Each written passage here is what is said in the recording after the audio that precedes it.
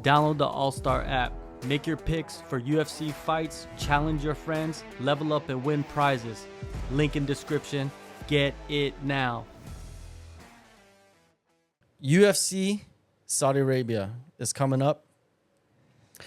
And the main event was originally Robert Whittaker versus Khamzat Chimaev. Khamzat Chimaev is very ill. He had to pull out of the fight against Whittaker, and Whittaker is taking on Ikram Aliskerov.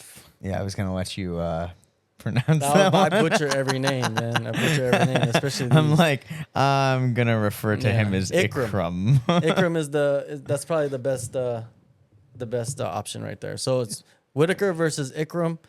Ikram, it's interesting because Ikram was his only losses to Khamzat Chimaev. Yeah.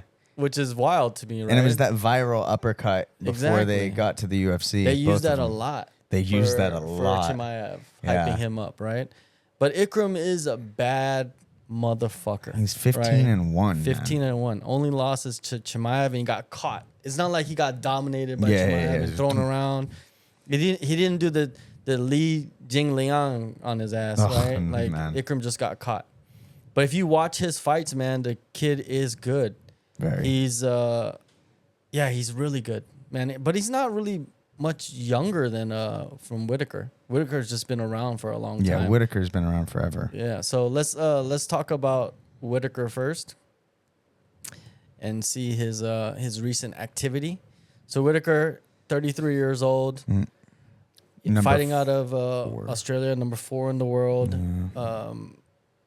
6 foot, 73.5 inch reach. He has kind of like a unique situation with his training where he's kind of like part of a very small team, but they take care of everything, right?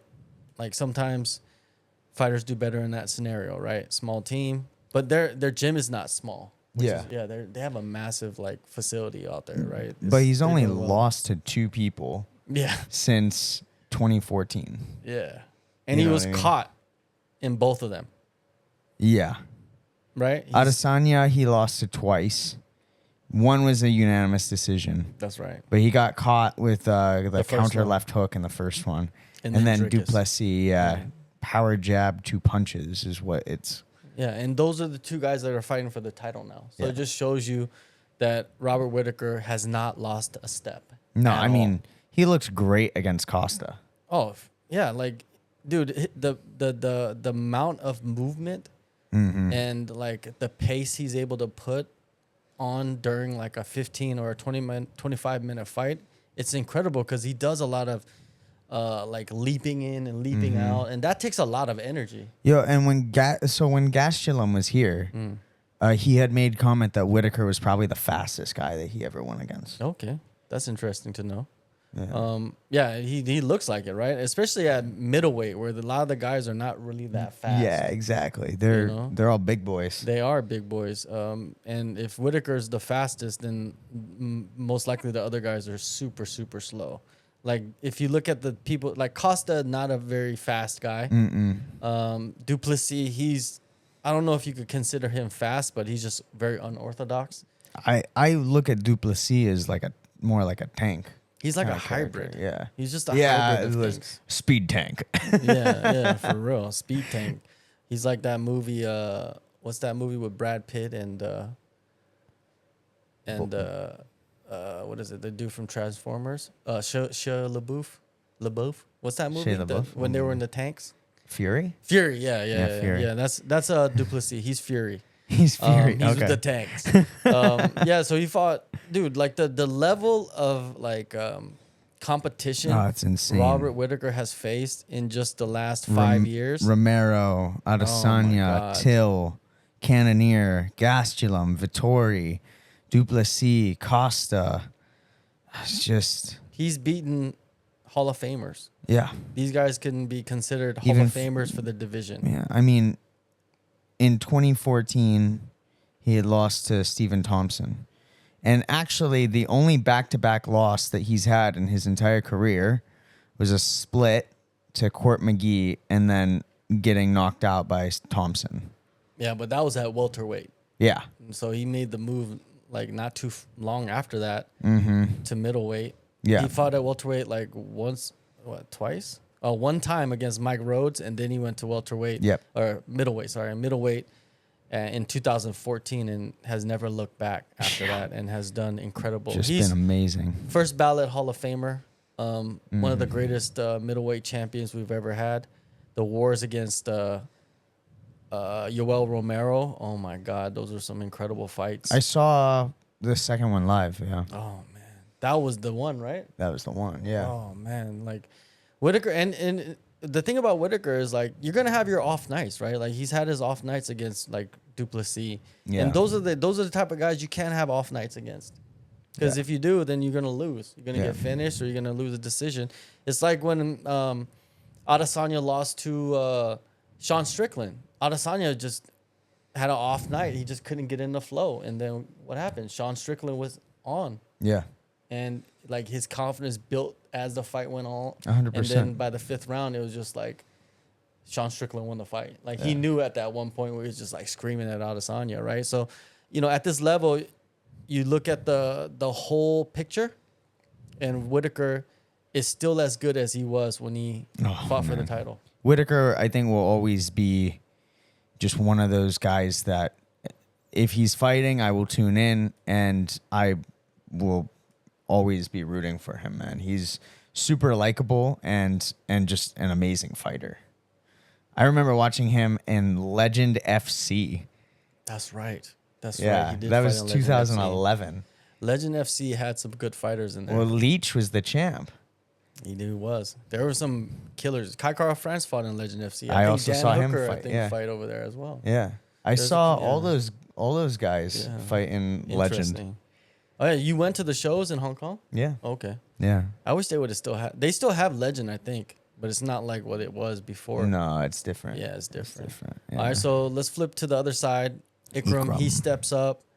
I think this is a huge opportunity for him. He does have the skills to win this fight. He is the underdog. But you know what's interesting and I like about this is that he was already getting ready to fight on the same night. Yeah. So it's just like you slide in, opportunity opens up. Mm-hmm. You go in and do what you can. If you lose, you lose. You don't really go step backwards because you're fighting Robert Whittaker, a multiple-time world champion, right? So like it doesn't matter. Like it's almost like a win-win situation. Oh, 100%. For him, right? And then the UFC probably gave him a better contract for stepping up, and they kind of owe him one a little bit, right? Since losing to Chimaev, only one of his fights has gone to decision. Yeah. Look at his last fight. But he's had a lot of canceled fights as well. He has. I was just He's like, had a what the lot of hell? canceled He's fights. had 3 canceled fights this year already. But the last one, it wasn't like his fault. No. But yeah, like Warley Alves, who's he's pretty good, right? Warley Alves.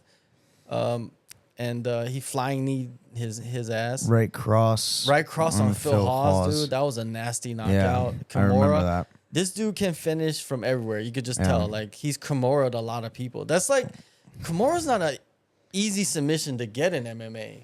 It's I'd call it a power move. Yeah. Like, I struggle to Kimura guys because half the time they're bigger than me. And they just I'm like,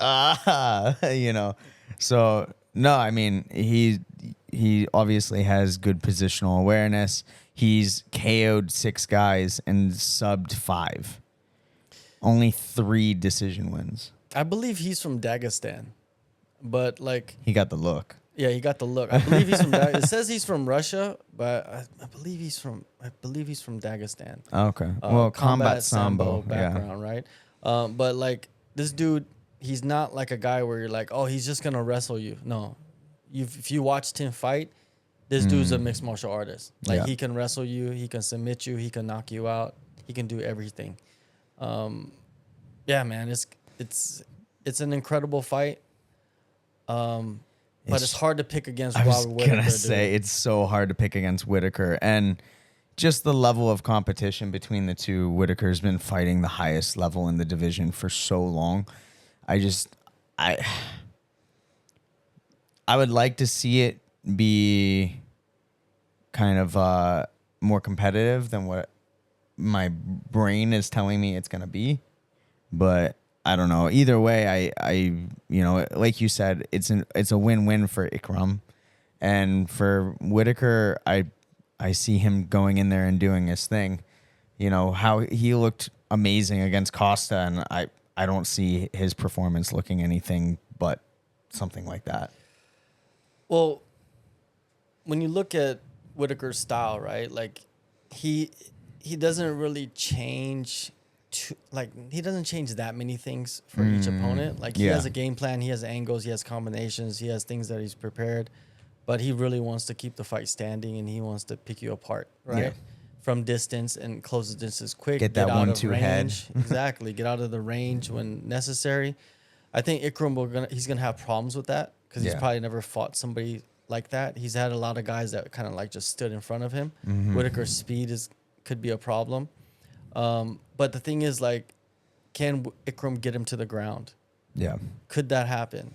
And if it does happen, what kind of fight plans, plays out there? Romero didn't get Whittaker to the ground. But Romero didn't really want to wrestle that much either. Yeah, though, right? but I do think that Whittaker has underrated takedown defense. Because some of the guys that have gone for that takedowns on him and stuff, he looks great every time. He can scramble, he can move. So, but no, it's whether or not he can get that takedown, I think. Ikram, if he does win, I could kind of see him doing like what Duplessis did. Well, like that would launch him. Yeah. And then instead of like finishing him on the ground with like a submission, he rather than finishing ground and pound, he finishes with a submission or something like that. But I think Robert Whittaker, either he's gonna TKO Ikram, or he's gonna get like a really clean sweep on the scorecards where he's just fighting for just the next picked him slot. apart. Yeah, picking him apart like a sniper. Yeah, I think that's what's gonna happen. I see him picking him apart and it just being a very obvious unanimous decision. It's kind of like how the Jared Cannonier fight played out, how Whittaker fought him and just like dominated the fight, right? I think that could happen. But we can never sleep on Ikram. The kid is coming up. Last weekend, anything could happen. The main event, dude got his back and just shifted his weight to the right direction and then blew out the dude's knee and the fight was over, right? So things like that happen in a fight. So we just don't know for sure. But if I'm going to put my money on it, I'll put money on Whittaker by decision. Same.